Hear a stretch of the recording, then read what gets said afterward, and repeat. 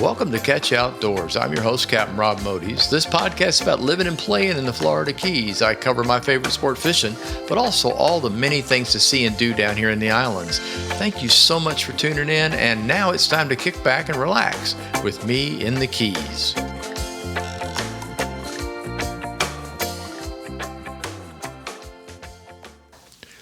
This week's episode of Catch Outdoors is number 162. Hello all. Hope you are about to have or have had a great day or also a great week. Catch Outdoors is brought to you by Spotify. The title for this week's episode is I Wish I Was Fishing. God. I'm about to go stir crazy. I ain't kidding you. Anyway, whatever. I can't fix the weather. I cannot do it. Yes, the weather down here is just, well, ridiculous. Funny thing, though, it's beautiful. It is gorgeous. Blue skies, white little strips of clouds, not even puffy clouds. You know, it's things. The atmosphere is dried out over the top of us, so we don't have those thundery looking things out on the edge of the water anymore. It's beautiful. Low humidity. Temperatures in the 70s, 77 to 80, 81. Pretty much what you would normally expect in December we're having right now and have had for a week or more, a couple weeks. And you got to work hard outside to work up a sweat. And that's wonderful. Unfortunately, we are stuck a huge high system and a low moving off and a low developing below us, and the wind's blowing all the time from whatever direction it decides it's going to do. I'm not going to call it like variable, but it's annoying at best. Mostly east to northeast is pretty much what we're getting. So the temperatures are high on land. It's because of the water temps. The water temperatures in the Atlantic are still 84 to 86 degrees. So if the water's blowing directly off water, you feel that, but there's no humidity. So all it does is put salt on your vehicles. I've had to go out and hose off the vehicles to get the salt off, so which is not good for your car or truck. And there honestly doesn't seem to be. It just doesn't seem like any of this is going to go away anytime soon. So we'll just have to see what happens. Especially with the low pressure system I mentioned down in the Caribbean basin, once again south of Cuba, southwest of Cuba, over that way. There are double lows. I checked it a little while ago. There are two low pressure systems there. They may merge into each other. They don't know what's going to happen. They do know that it's going to develop. They've given it about a 40% chance. And then once it does develop, well, I should say if and when it does develop, they have no idea where it's going. There's no tracking information. That's how things are late in the hurricane season. You have no idea what's going to happen because we don't know what's coming from up north. And even the computers are confused about that. It's really wild. In the dead of summer, we started getting August, September storms. Man, those computers are usually just right on the money. Not right now. And that's true for October, especially late October running into November. I like to remind people the hurricane season lasts until the end of November 30th. Boo-hoo. Yeah, I don't like thinking about that. And that's usually not a case for Florida, but I don't know. This has been a weird year, so. But back to the pretty weather. Oh my gosh. I can't tell you how nice it is. I wish you were here, except for the wind. We did the pool today. We were going to go boating this morning, and I was like, no, small craft.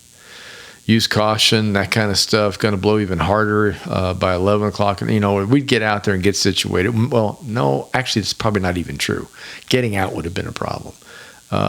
If we could have, it will blow harder in the afternoon. And it did. Palm trees were whipping around. But it was great at the pool. Perfect pool day. Could not ask for a prettier day at the swimming pool. So, anyway. Fantasy Fest is over down in Key West. And as expected, it was a success. A big success. It was a nice boost for the Key West economy. Things have been tough down there. Tough in general in Keys, but certainly down that way. They suffered more from the tropical storms than we did as you start moving up the Keys. So for them, it was kind of just bad. And the news is bad about it as well. The news shows pictures of the waves crashing over the buoy, the Key West southernmost buoy down there at the end of Duval. It shows the water crashing over the thing, and and people are like, I don't think I want to go down there, and Florida sucks, and it's a hurricane, and it's not really. That's just what they do. Okay, they love showing that, and yeah, the water does crash over that. I mean, it's the Atlantic Ocean right there with big waves coming in, and there are people that'll stand there at the buoy for a photo and get drenched. I find that entertaining, but I'm not about to stand there. So anyway, that pushes the tourism back. That pushes tourism. They see that on TV and they go, well, I'm going to make plans to go somewhere else. And then after it's over, they're checking on us. Can we come? I mean, is it destroyed? That kind of stuff. No, we were very lucky in the Florida Keys. We did not get smacked yet. I'm using the yet on purpose because, again, there's something going on down there. But the economy was bent because of it. I mentioned last week about the music stuff. I was trying to relay music information to you on. It's really tough because the calendars were just all over the place. The guys weren't booking bands and stuff because they weren't sure they were going to have anybody in their bar, and so it was kind of a blech. So thank you, Fantasy Fest. The party is over, though. Let's see. I'm doing this on Sunday because Monday's going to be a zoo around the house. They're going to finish trimming trees here. We have a guest coming, so it's a little tough. So I decided I'm going to do this on Sunday evening. So anyway, let's see. What was it? What's the next? Oh, up this way. Oh, yes. Up this way, it's laid back. We didn't have Fantasy Fest up here. It's been quiet weeks, I guess is the best way to put it, with a little busier weekends, but noticeably different than any other of the seasons that we've been here. We've been here for 2.5, well, not quite 2.5 years, but long enough to have seen a couple seasons go by. And this has been really, really quiet. People that come down on the weekends are mostly Miami, Fort Lauderdale, and Naples visitors. They come in on Friday late, spend all day Saturday and a part of Sunday, and then they head back home to go back to work on Monday. So the only time we've seen a whole lot of people, not even a whole lot, I'm going to say more people, has been at that time. And by the way, everything's fine down here. The tropical storms I just mentioned, there was bushes and branch cleanups, things like that. A few boats got driven up on a couple of the bulkheads and things, from waves, or they weren't properly anchored or tied up. But other than that, it really wasn't that big a deal. I did see an Ohio plate today. I did, at Marker 88. Janelle and I stopped there for lunch on the way back from the pool from Malamrata, coming back up to Key Largo.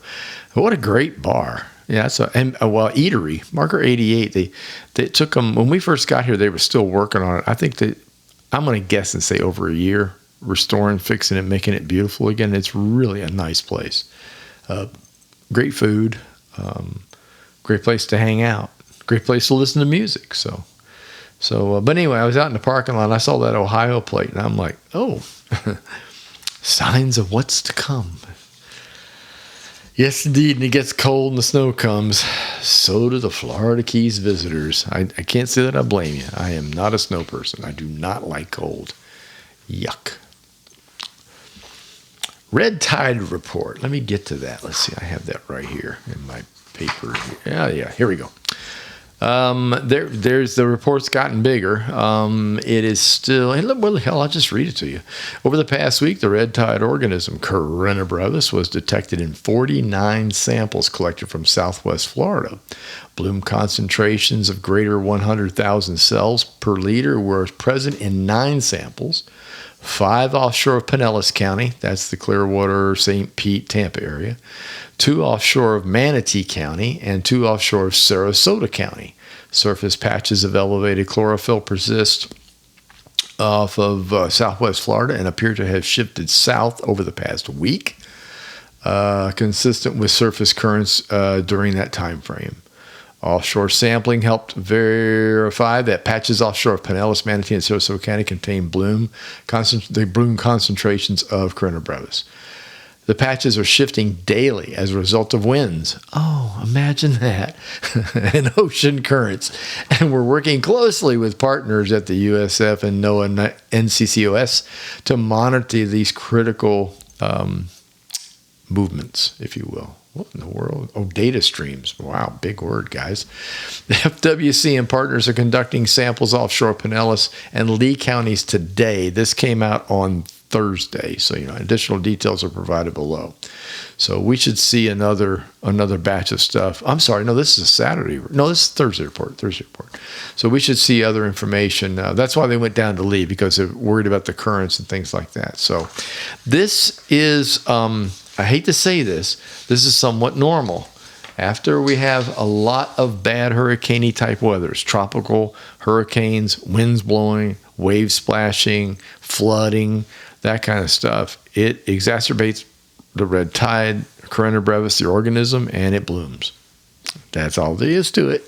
So it's kind of hard to avoid. We just hope for the best that it's not one of those major outbreaks. It's the last thing you need after you've had all these big storms and it's driven all the people away, and you're suffering for business, and then they announce, well, there's red tide all over the beaches. So you can imagine what that does. I'll keep you posted. Oh yeah, the reason I'm recording this on Sunday tomorrow, we had massive tree trimming on our lot. Actually, we had it on 3 houses on the lots here. The man that rents us the house, the guy that rents us the house, he also rents about 1, 2, 3, 4, 5 other houses, maybe 6 total on this street, and all of us are parked in a hardwood hammock, which are highly protected. And so, in other words, he was given the ability to put the lots in that he owned, but he was not given the ability to cut all the trees down. So he had to keep huge buffers in place, which is normal. I mean, that's what they do. And but the trees have got to be trimmed. They grow so fast. You have never seen anything in your life like all the rain we had. The hammock trees are not normal. They're like weeds, and they were banging on the top of our house. Our house is 2 stories and a smidge. I mean, it's a very tall house. The branches were banging on the roof during the last storm, which, by the way, it's really hard to sleep when that's going on. It sounds like somebody's running back and forth across a tin roof. So he had the crews out, and the crews did 2 houses down the street from us, and they started on ours. What was that? Friday. And they don't do weekends, so we've waited through Saturday and Sunday, and then they'll finish up on Monday, I believe is what he said. I hope so. Anyway, this crew is really interesting. They're licensed arborists, if you will. They're not just a tree trim company. Well, they do all kinds of work, but they have to hire certain people to do these hardwood hammocks because they're protected. So you have to know what you can cut, how you can cut it, and get away with it, all that kind of stuff. So it's really interesting how it works, and they were telling me about it. And they know the trees too. Boy, they can look at each and every tree back in here and tell me what it is. And I can't even do that yet. I'm still trying to figure out what's what. But anyway, so hopefully that'll be over soon. And we also have a visitor on Monday, so that was going to get in the way too. See, so Sunday it is. That's how it works. So what else? Halloween is this Thursday. I'm looking forward to that. I'm looking forward to seeing the kids again this year. It's really wild to live in a place that really has Halloween. Even in Fort Myers, in the neighborhood we were in, we had very few trick-or-treaters. We might get 15, 20 kids, maybe 25 kids in the neighborhood. And things had just not gotten real safe at one point for the kids. And so parents were taking them to malls and shopping centers, Bass Pro, Walmart, Target, places like that. So they weren't really hitting the streets. Well, it's different here, thank goodness. And it was worse in Fort Lauderdale. I got to say, I don't think we had one trick-or-treater in Fort Lauderdale where we lived. But here it's wild. This neighborhood is it's known for great trick-or-treating. They bring them in from everywhere. I mean, you talk to people all the way down into toward Alamorada in that area, and those people will cart their kids up here for trick-or-treating in the neighborhood. I think that's really fascinating. And it's a lot of fun for both the adults and the kids. So looking forward to that. That's this Thursday. I can't believe it's Halloween already. I mean, think about that. I mentioned Marker 88 just a few minutes ago. I didn't do any details for you. I mentioned it's a great place for food and drink. I wanted to go in and tell you about the food that we had. In case you're looking for a place to go, looking for something to do food-wise, and we're trying to experiment as much as we can. We have vowed that we're going to try all these little places that are hiding out all the way up and down the road here. And Marker 88's been around for a while, suffered hurricane damage. I don't know what the situation was with ownership and whatnot, but I know that they've virtually dismantled the place and rebuilt it, and it is absolutely beautiful. It's got a huge outdoor seating area, a really nice stage down on a beach where you can like walk down onto a beach area and sit down and listen to music out there. A really nice bar, big tiki bar.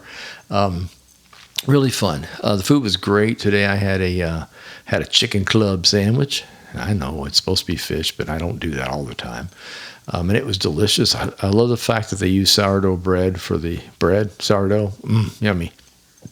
Janelle had the same thing in mahi club sandwich. So both were delicious and good. Icy cold beer and drinks, that kind of stuff. Just a good place. I'll highly recommend it. You get down here. It's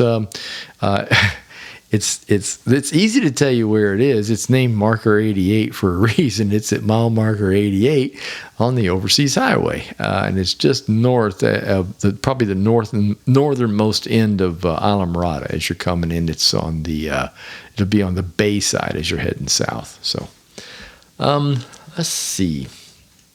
God, I can't believe it. I wrote this note too. I put November with a question mark. Can you believe it? It's my birth month. The 21st. Lord have mercy, I'll be 71. That's hard to imagine, but I'm really glad I made it this far, to tell you the truth. But, man. Also, Thanksgiving. I'm going to change the subject. Also, Thanksgiving. It's not all that far off. And here's a shocking part.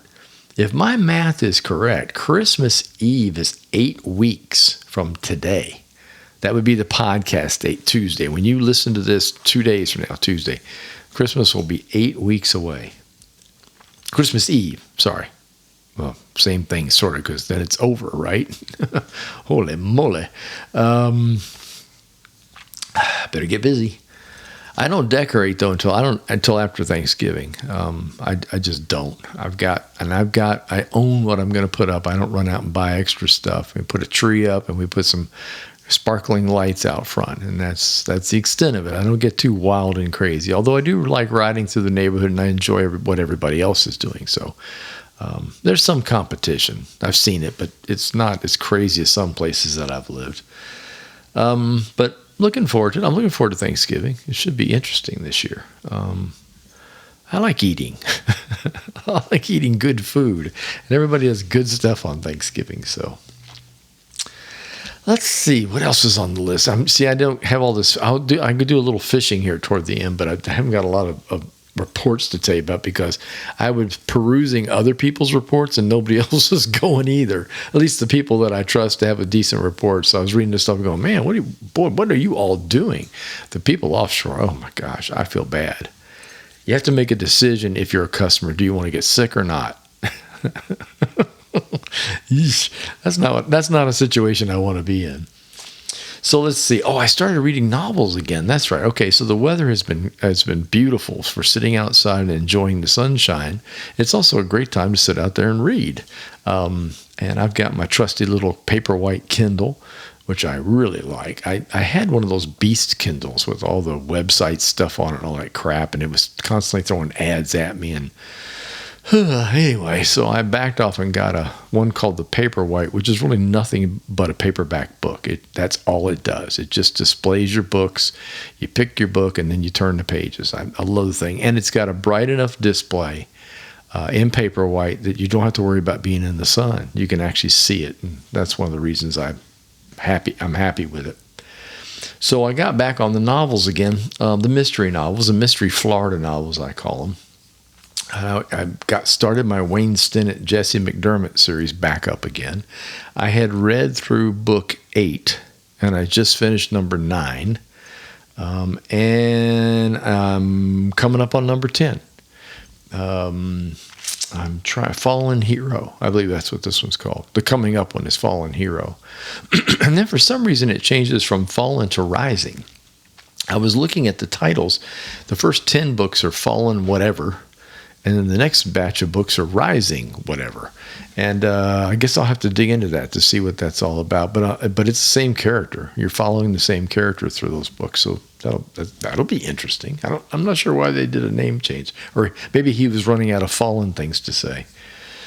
I get that. You write songs, sometimes you just write, you're like, I think I've said that before. I probably need to figure out a different way to go about saying this. And then maybe that's what that was about.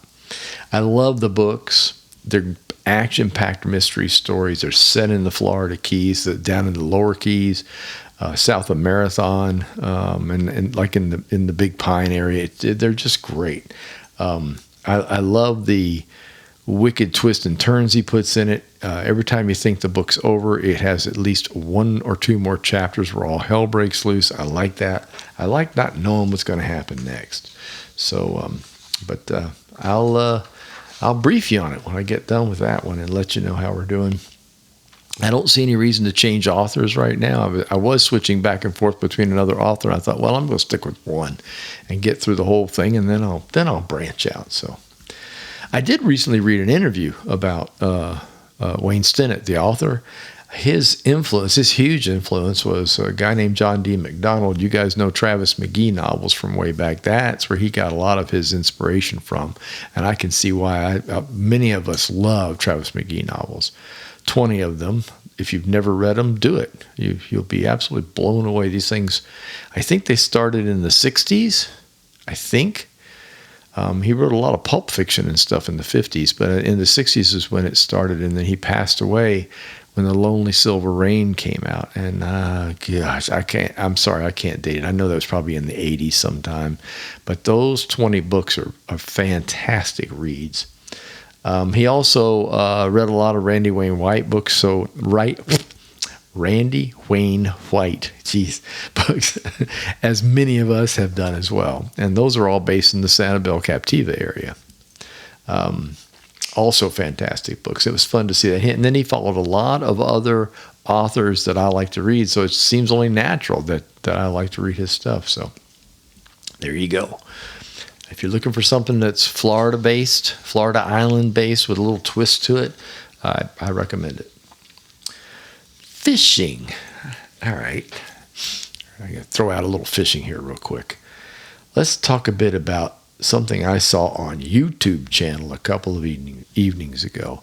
And I'm bringing this up because I reminded myself that when I lived in the North, God forbid. It was nice. Kentucky's fine. People are nice. Louisville was really full of nice people. Good music, too, by the way. When I lived up there, I survived winter by watching fishing shows. And of all kinds. Now, you remember now, this was TV stuff. We were lucky to have ESPN. It just started.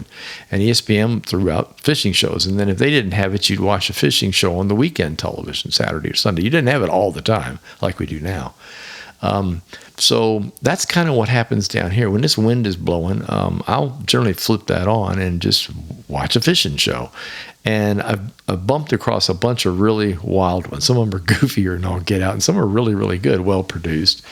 My brother was here escaping the storm on the West Coast. That was Milton, escaping Milton. So he came down here to stay with us for a night or two. And while, in the evening, we would turn on the TV and YouTube, and he showed me this fishing show. And it's called South Florida Fishing Channel. Now, I don't know how this guy got this name, because I'm sure everybody and their brother would like to have it. His name is Hiko. I think that's how you pronounce it. Heiko. Hiko Winkler. And it's a scream. I mean, this guy is so totally Florida backwoods, but he's entertaining, kind of goofy, but he knows a lot, and he really puts out some serious tips in every show. And he's not bashful about telling you where he's fishing either. I mean, he's not going to give you Loran. I'm sorry, I always do that. Shows you how old I am when I say Loran numbers. People are out there going, what's that? They're now GPS. He doesn't give you GPS numbers. He doesn't tell you like where to go fishing exactly, but he gives you a general idea of where he was. And he fishes out of Key Largo. So, of course, that attracted me right away. I'm like, oh, okay, I'm going to watch this stuff. And my brother was right. It's very interesting. The guy's really great. And the other day I was flipping through him again because the wind's blowing. And I came across, the title was Trolling for Yellowtail. And I'm like, what? That's something nobody really talks about. All they ever talk about is what I do, chum. Tiny little line, tiny little circle hook, tiny little bit of bait, and let it drift back into the chum line, and hopefully the yellowtail will not see the leader and eat it, because they're very sensitive to anything you put back there that doesn't look right. And lo and behold, this guy is going out and buying Rapala Magnums. What's the name? Hang on, let me look this thing up. I made sure to write this down.